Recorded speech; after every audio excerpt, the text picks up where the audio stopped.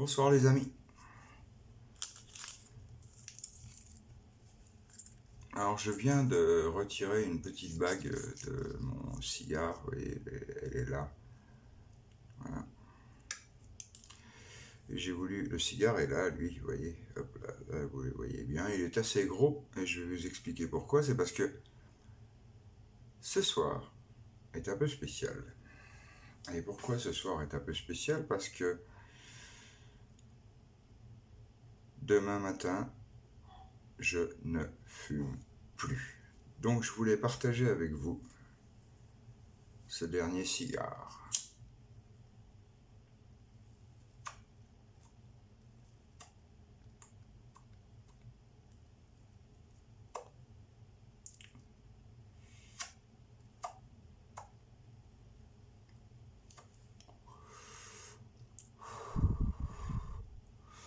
On est pas mal là.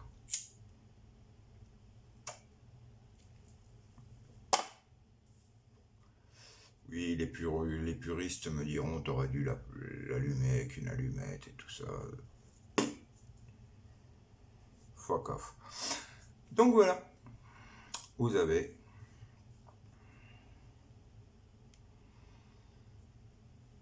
l'honneur de partager avec moi ce dernier cigare, n'est-ce pas? Voilà. Alors, je sais pas si je vais remonter un petit peu le niveau de la lumière. Oui, c'est peut-être un peu violent là. Ouais, comme ça on est pas mal. Voilà. De toute façon, je repasse tout au noir après, donc... Mais bon, aucune espèce d'importance. Tout ça pour vous dire que j'ai 57 ans, que j'ai commencé de fumer jeune, à peu près vers 13-14 ans. Ce qui fait que ça fait au moins 44 ans que je fume et que je me suis réveillé un matin, il n'y a pas si longtemps que ça, et que je me suis dit, putain, ça fait chier, donc j'ai pas réfléchi longtemps et je me suis dit, bah je vais arrêter. Voilà, carrément, je me suis dit comme ça, je vais arrêter. Et il me restait un fond de paquet de tabac. Je me suis dit, tu sais pas, tu vas aller au bout, et puis cet après-midi, je me suis dit, tiens,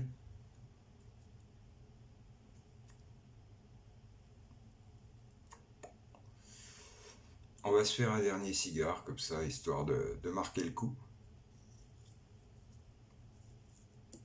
Parce que c'est terrible, hein, et aussi con que ça puisse paraître, j'ai adoré fumer. Voilà. Du tabac, et bien d'autres choses. Hein. Bon, après, il faudra que je m'attaque à ça. Mais ça, bon, pas tout en même temps, s'il vous plaît. Hein.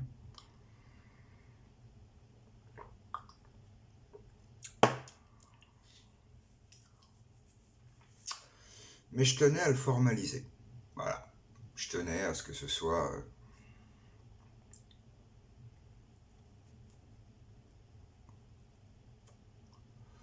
enregistré pour la postérité. Vous me voyez fumer mon dernier cigare. Voilà.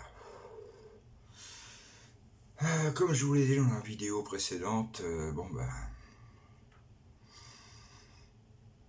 Dans la série, vaut mieux crever de ça que d'autres choses. De toute façon, mourir, on y passera tous, mais c'est vrai que j'ai trouvé assez con que des gens qui étaient assez proches de moi y passent pour une raison ridicule, c'est-à-dire pouvoir continuer leur droit de vivre, d'aller bosser, le machin et tout ça.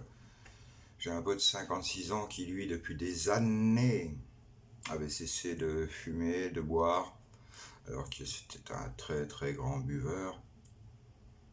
56 ans, il faisait du vélo, on l'a retrouvé la gueule écrasée par terre, crise cardiaque alors qu'il n'y avait absolument aucune raison. Voilà. Et puis aussi parce que lui c'était un acharné de je fais ce qu'on me dit. Voilà.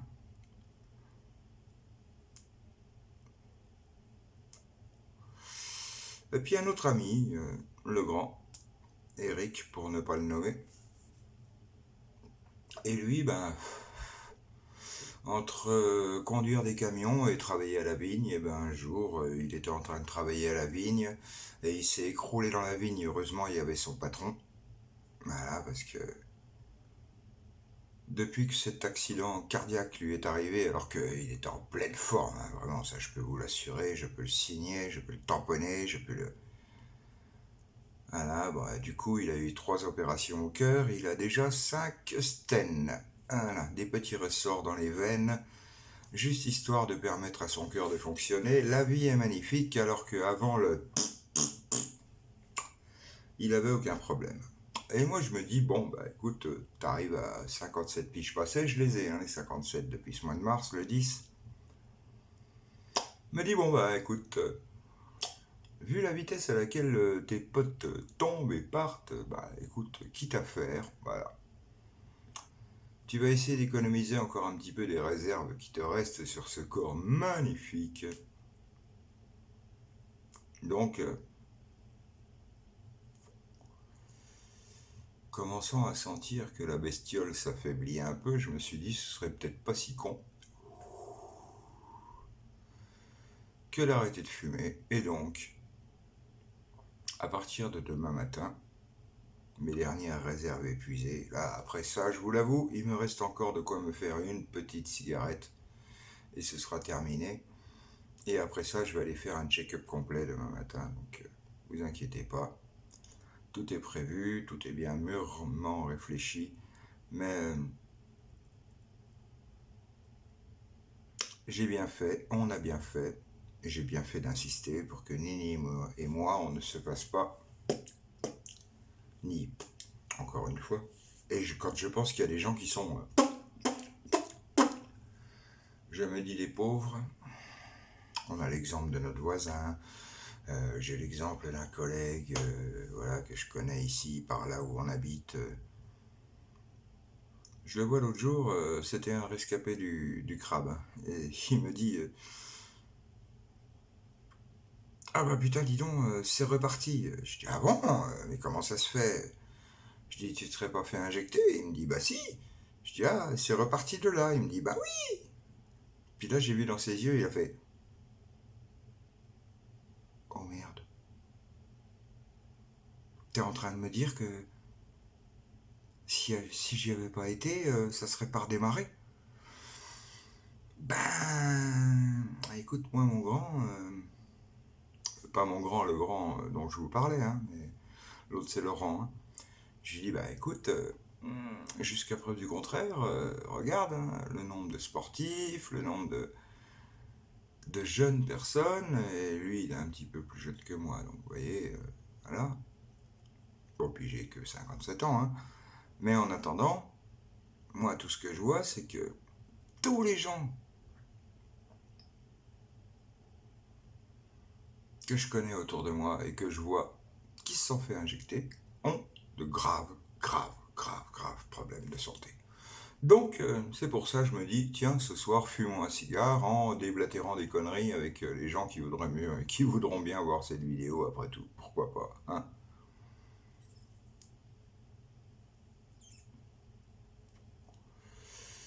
Et puis les cigares, dans le milieu militaire, hein, ce que je ne suis en aucun cas, hein, oulala, loin de moi l'idée de prétendre à ça, mais voilà, c'est un symbole de victoire, de fait accompli.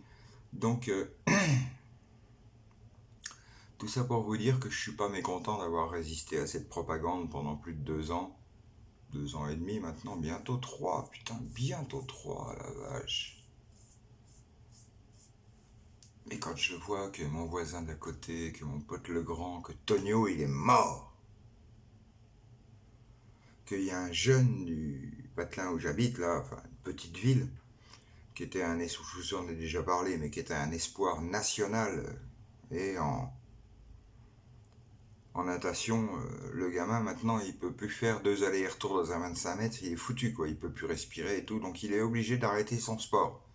Voilà, le gamin il a une myocardite, terminé. Le sport pour lui c'est fini. Moi je dis bravo, je dis bravo, je dis bravo, bel effort, ouais c'est bien, c'est bien, c'est bien.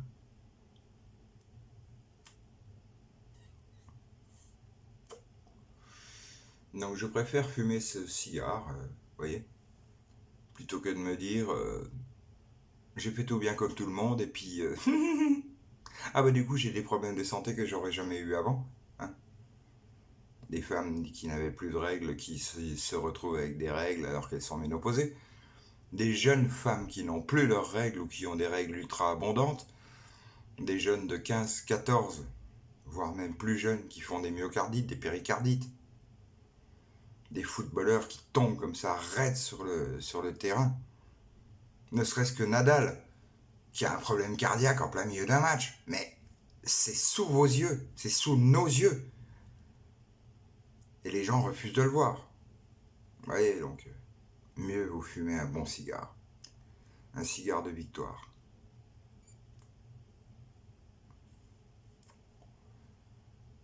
Symbole de résistance.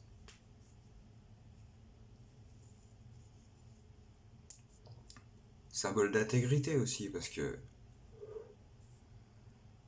moi, j'ai jamais rien voulu faire comme tout le monde. Donc, du coup, voilà. Mes potes ont arrêté de fumer, j'ai pas arrêté de fumer. Mes potes commencent à mourir, moi, je suis toujours vivant. Et bien, du coup, je me dis, tiens, allez, un dernier petit cigare. Et puis, comme ça, on n'en causera plus, hein. Voilà. Je sens que la machine se fatigue, comme je commençais à vous dire au début, mais ça va, ça va. Franchement, à mon âge, on a vu pire. C'est pas pour me faire, voyez. Non, c'est juste être réaliste, quoi. Je vois des gens qui n'ont pas mon âge et qui ont la gueule tapée comme c'est pas permis.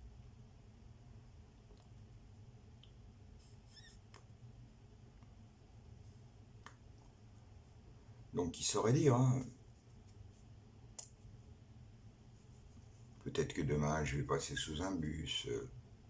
Peut-être que demain, que sais-je, quel truc va sauter sur moi. Mais en attendant, pendant ces 2 années de propagande, d'insistance, de persuasion forcée, où on a voulu nous faire quelque chose qu'on n'a pas voulu, où des millions et des milliards de personnes sur cette terre se sont faites, excusez-moi de l'expression, mais baiser,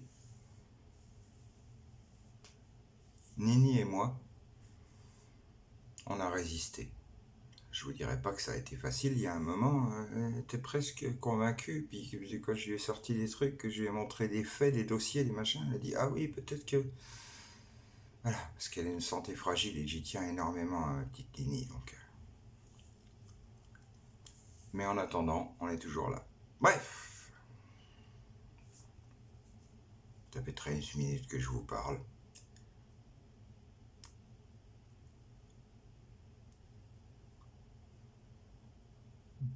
Et je regrette pas mon euro parce que ce petit cigare qui m'a coûté 1 euro, ben franchement, il est pas mauvais.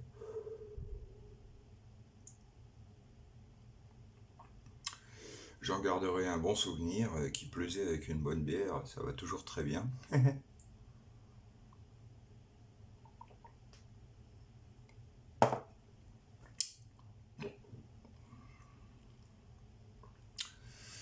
Ouais, la situation est grave.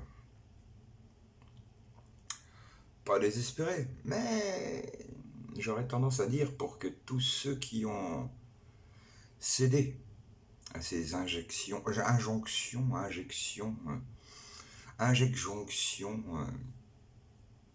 qui ont trop regardé la télé en fait. Parce que nous, on a traversé cette crise. Mais comme si de rien n'était, moi j'allais faire les courses, je revenais, on dormait dans le même lit.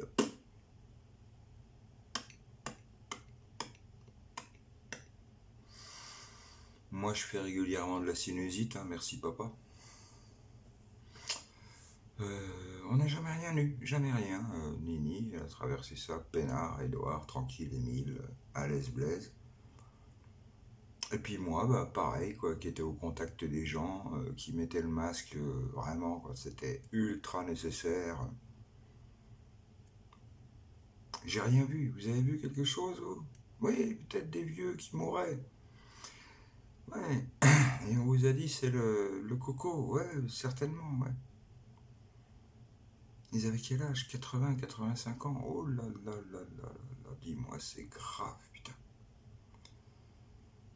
0,05%, c'est ça le chiffre qu'il faudra retenir. On vous a enfermé, on vous a restreint dans vos libertés pour 0,05%. Ouais,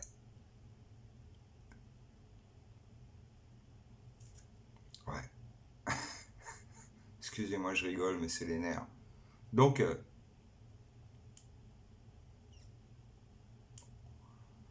savez pas, je vais finir ce petit cigare tranquille. Et je vais finir à 16 minutes. Parce que j'aime bien les controns. Allez les amis, bonsoir.